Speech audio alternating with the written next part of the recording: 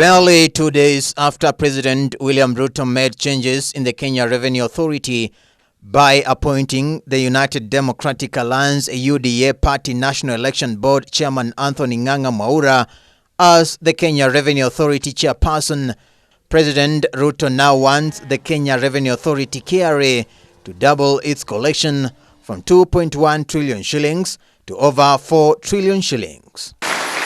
I have agreed with our taxmen, and I am happy that the preacher talked about taxmen here, that as a country we must move our revenue collection from 14 to 25%, from 2.1 trillion to between 4 and 5 trillion. And I am trusting God for it. And I want you, and I am asking you to trust God with me for Kenya's revenues, so that we can leave an inheritance for our children. Instead of the current situation, we run the risk of leaving debt for our children.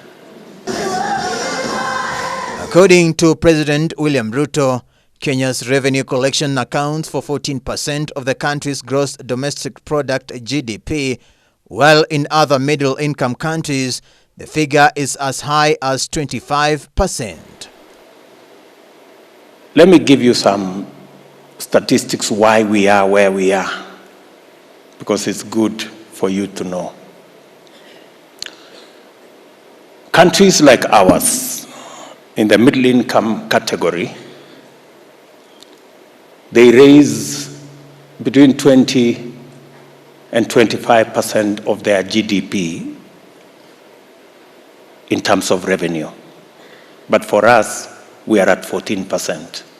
We need to move the percentage of our revenue from 14% to 25%. In July, KRA, for the first time in Kenya's history, hit and surpassed the 2 trillion shillings revenue collection mark.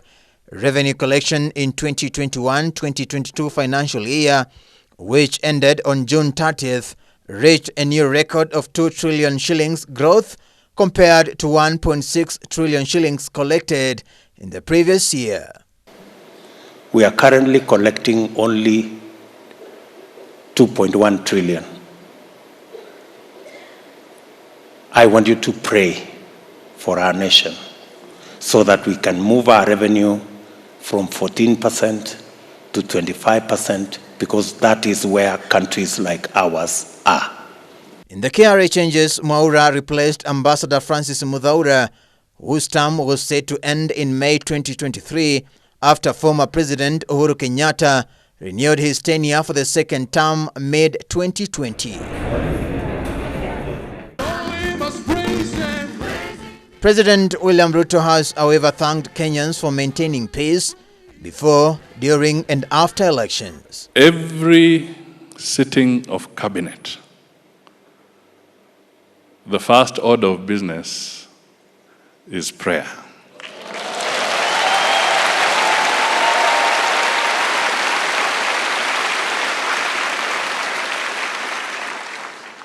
And now here comes the clincher.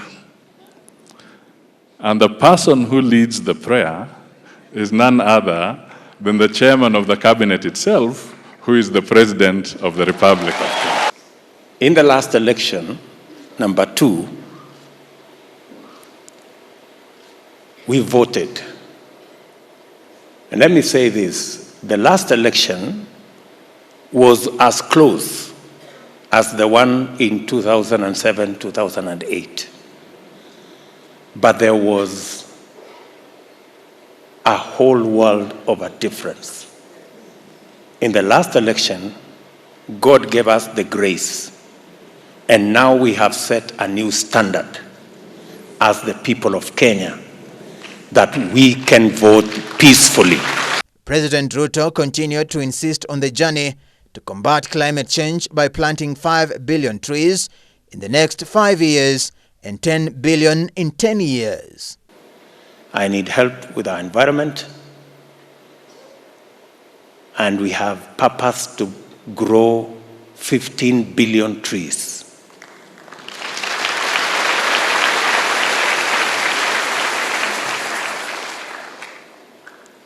God gave us this country. We must take care of it. Part of why we have drought and the situation we are in is a contribution from the world, but we have a role to play as a nation. Davis Mberia, Ebru News.